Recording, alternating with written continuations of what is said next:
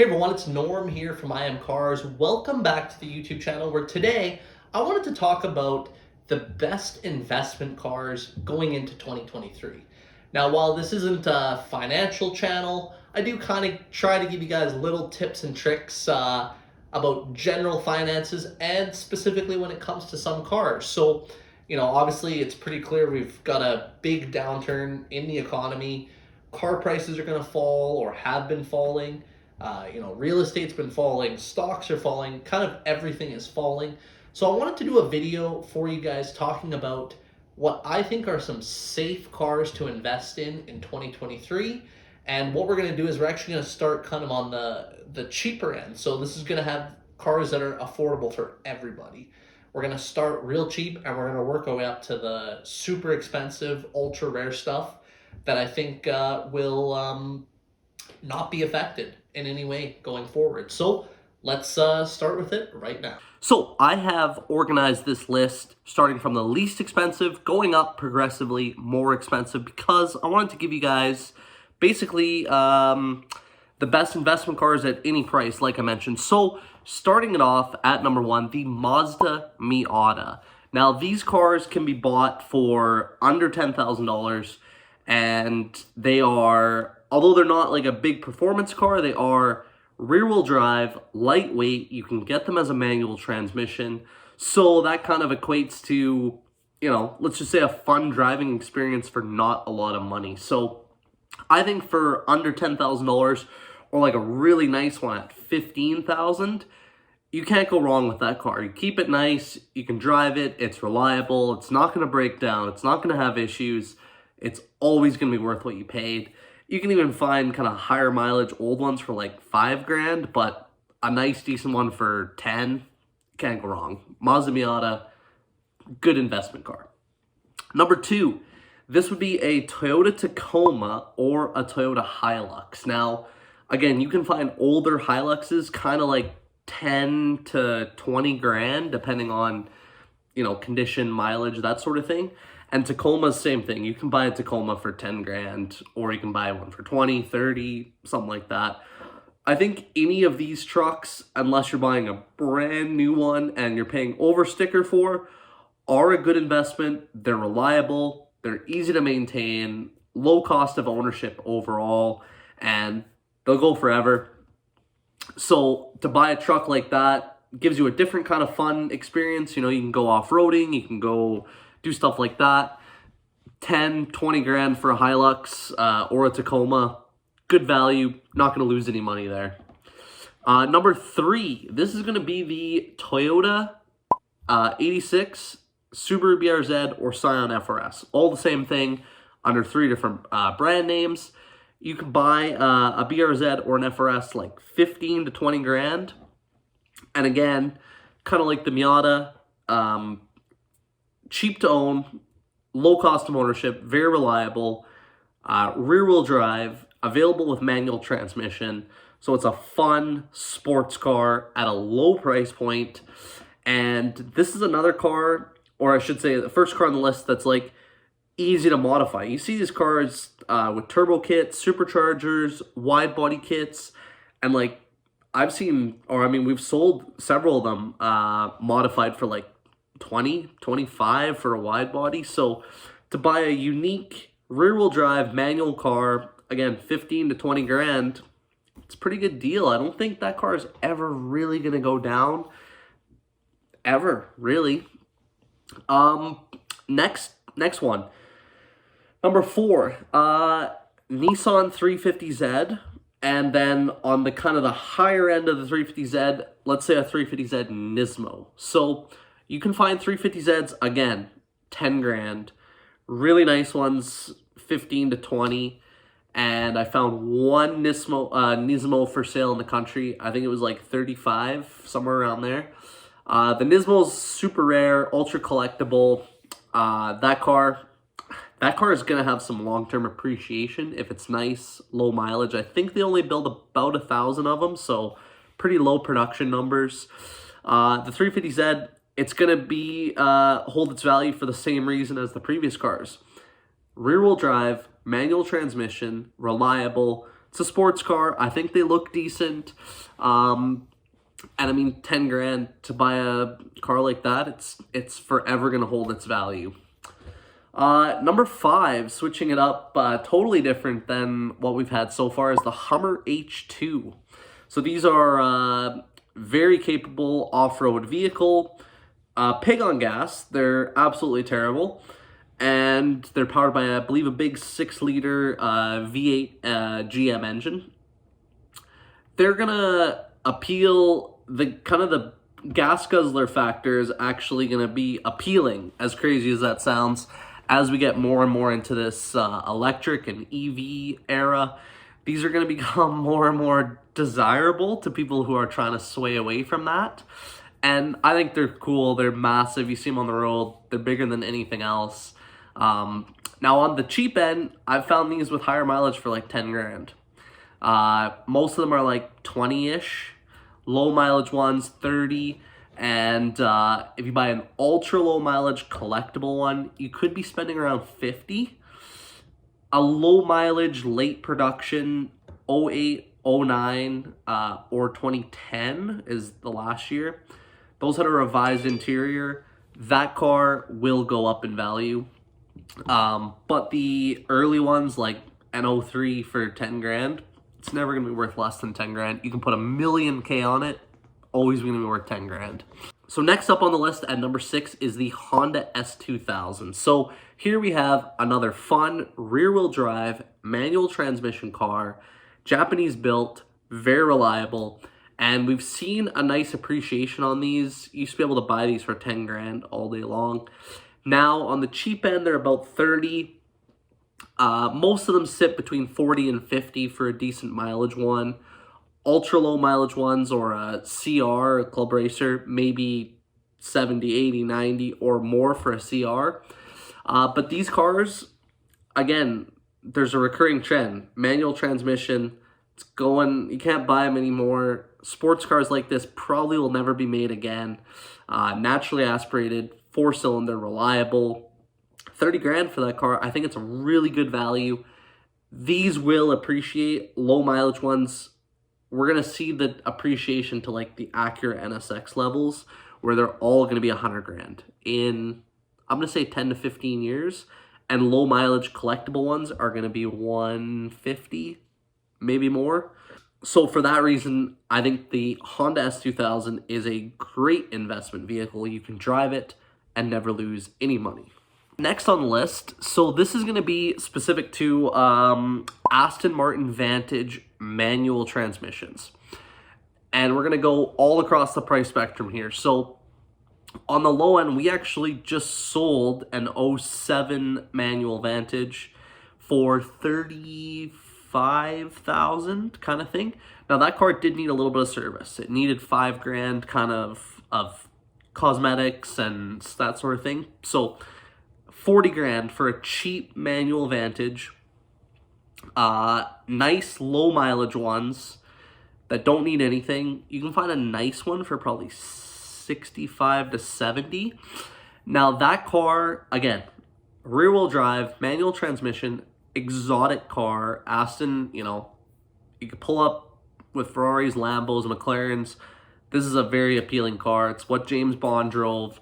So that's a cool car that is going to hold its value and not go down. You know, you look at like that car relative to a manual Lambo or Ferrari, you're going to be well over 100, possibly 2, 3, 400,000, depending on the car. Now, on the contrary, the collectible ones that are going to go up are going to be the V12s, and specifically the V12 manuals. Now, as I'm filming this, there's only one V12 for sale in the country. It's 100, you can see it here, 155,000. I don't think that car is really going to appreciate, but the manual ones will. I think those are going to be over 250 for a nice V12 manual, but that's a very special car. There's very few V12 manual transmission sports cars. All right, number 8 on the list. That is a C6 Corvette Z06 or ZR1. Now, you can find these cars for, call it 50 grand for a Z06, getting closer to 100 for the ZR1. Now, this is 7-liter V8, 6-speed manual. The ZR1's a supercharged motor, so you've got 505 horsepower in the Z06 and like 640 in the ZR1. So you're getting, again, away from this whole EV electrification era into raw, naturally aspirated American muscle, made it to a manual transmission. So that is going to equate to kind of desirability, especially long-term as more and more electric cars come into play. The value of these cars, I think, is really helped by the fact of how expensive new ones are. Like base Corvettes are like 100 grand. New Z06s are over 200 grand. The previous gen ZR1s, the 7th generation ZR1, they're like 350 grand. So I think to look at those and then look at a Z06 or a ZR1 6th generation for 50, 60, 70, or a ZR1 for like 90 to 100, it becomes a good value proposition from that end. So I think you can buy one of these, drive it, and probably never lose any money. Or if you have a really low mileage collectible one, it will go up long term. So Z06 and ZR1 6th generation. Next on the list is the manual transmission Audi R8. This is specific to the manual transmission. Collectible. Manuals, you're going to see there's a recurring trend on this list, is like manual transmissions. They're not making them anymore. The R8 was a great car, very reliable, practical. It was all-wheel drive. It's fun. It was exotic. It had like all the best things about Lamborghini, but in a more daily drivable package at a very attractive price. I'm seeing these cars on the low end for about 70 as a manual transmission. If you buy a new, like newer 2014, 2015 V10, you could be paying 150 kind of thing for a manual, maybe even more. But the 70 grand one, nobody knows that your car is 70 grand. People think you're driving a $150,000 car, or even better, they think you're driving like a $250,000 car, like a newer Lambo or a Ferrari. So for that reason, the R8 will always hold its value. You can drive that car. They're generally pretty reliable, and you can drive it forever. It'll never go down in value. I don't think it's going to appreciate crazily over time, but 70 grand for that car, it's a no-brainer. Next up on the list is the first generation Acura NSX, and specifically a manual transmission one. You can buy these for about 100 automatics, maybe less, maybe 70, 75 for an auto. Again, all the trends here is manual transmission, naturally aspirated, rear-wheel drive. This was the Japanese Ferrari. They're never going to build cars like this again. It's collectible now. Like, lots of them have been written off, been in accidents. So if you can buy one, I think it's probably never going to go down in value at this point. Now this car is 30 plus years old. So you can buy it, drive it, enjoy it. Never going to go down in value. Or if you buy a low mileage one, keep it nice. That car will appreciate. I think we're going to see an appreciation on that car long term to maybe even like what we're seeing with Skylines right now, like R34s, where they're like 200 sort of thing. I think that's a realistic possibility for the first generation Acura NSX. This does not cover the new gen NSX, which is not on this list of appreciating and good investment cars. So next up on the list is a very general car, let's say, it covers many, is manual transmission Ferraris and manual transmission Lambos. So these are going to start at about 100 grand base price, and that'll get you a manual 348 or a manual 360, maybe a higher mileage Gallardo, about 100 grand. And the list can go as high as 5, 6, 700,000 for some manual Mercies right now.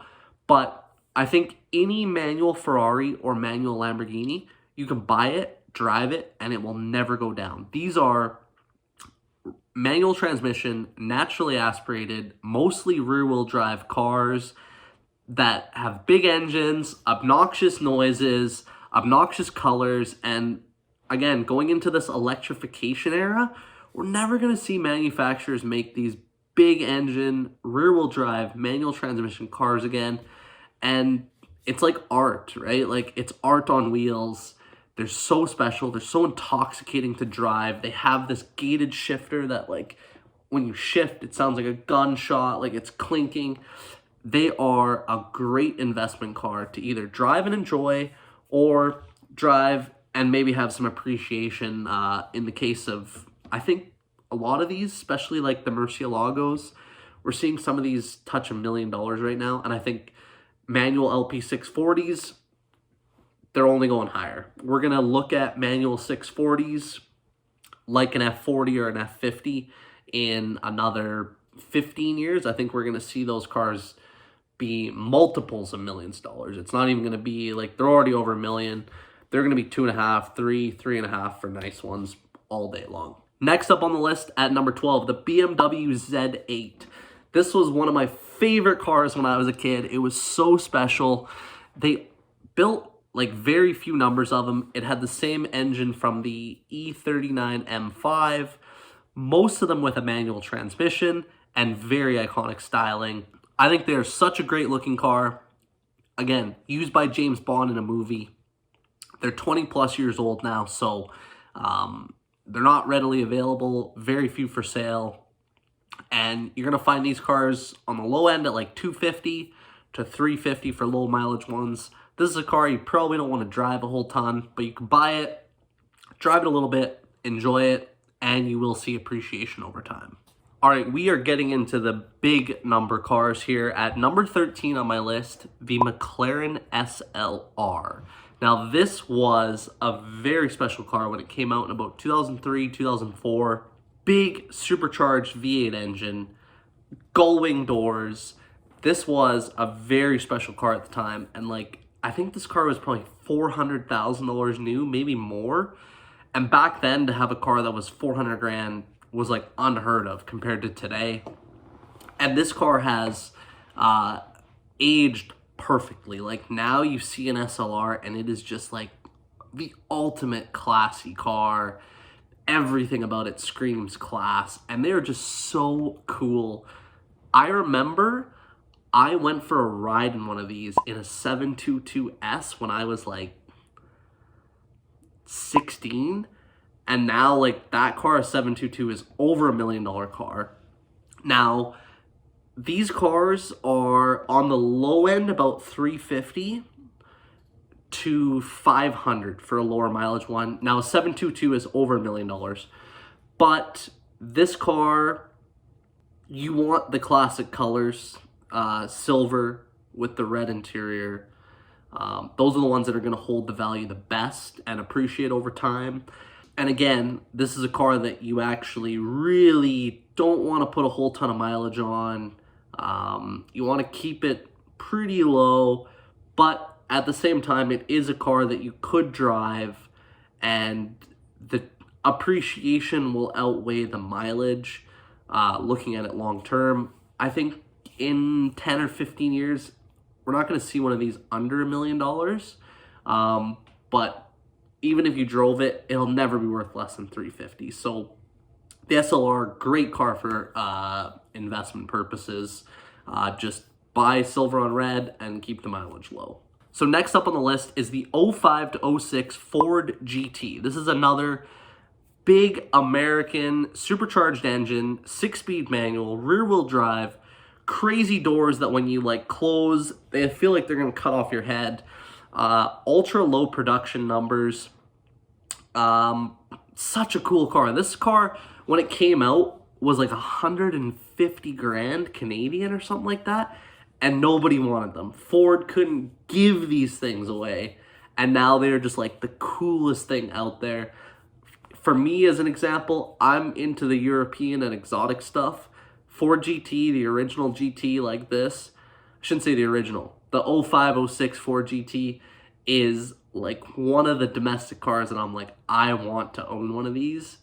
and have it. Like, keep it forever. Such a cool car.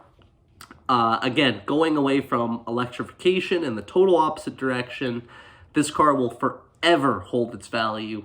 On the low end right now, they're about 400 grand Canadian. You see them up at 600 grand. Ultra low mileage ones, more 700 to 800. Heritage editions, the Gulf color scheme, low mileage ones, you may even be touching $1 million right now. This car, I think, same thing. You can drive it, enjoy it. It will never go down in value. If you keep it low mileage, it will appreciate. Any color, any option pack, it doesn't matter. It's a good buy. Don't get me wrong, I think it's expensive, but it is a good buy and will continue to go up in value. All right, we have my final 3 cars on the list here, and these are getting into some really big numbers. So, at number 15, the Lexus LFA. Now, this was a car that they built for, I believe, 1 year. 400 units total for the world. And V10 engine with an exhaust tuned by piano tuner Yamaha. And it was supposedly like, I think the highest revving engine, naturally aspirated car engine at the time it came out. And it was tuned to like shatter a glass.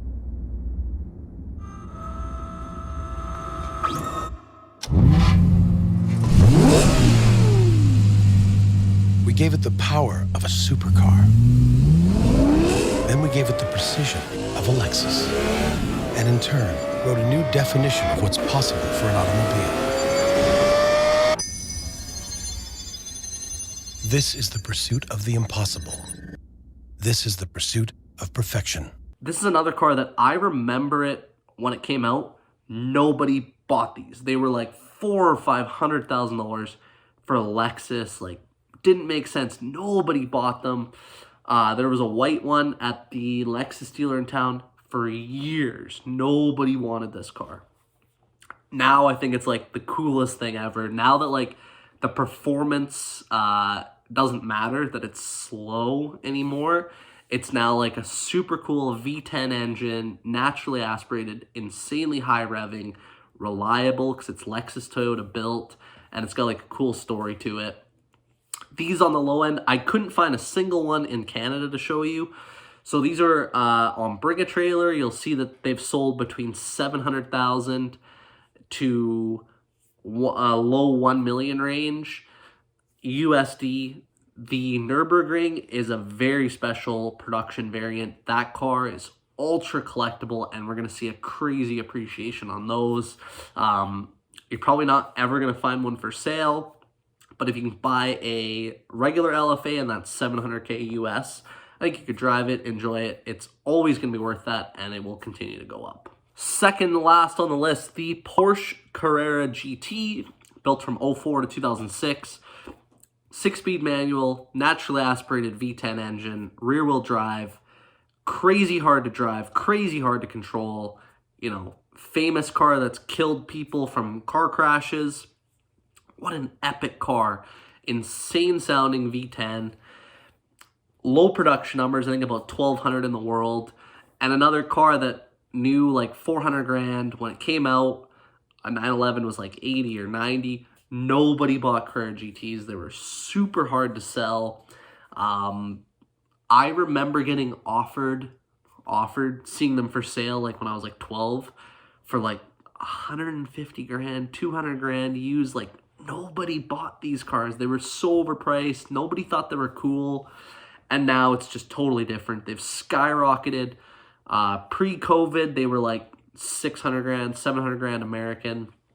Now on the low end, they're like 1.5 US for a nice one, to 2 million, depending on color, year, mileage.